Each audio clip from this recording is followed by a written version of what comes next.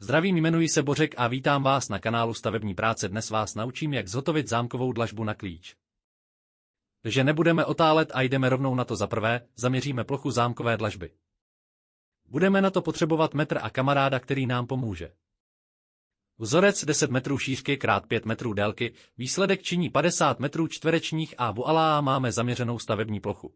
Za druhé, provedení výkopových prací je potřeba zhotovit výkop, a to minimálně o 30 cm hloubce, a to po celé ploše zámkové dlažby. Zemina, která se vykope, se nechá odvést nebo ji majitel na něco využije. Za třetí, uložení obrubníků do betonového lože.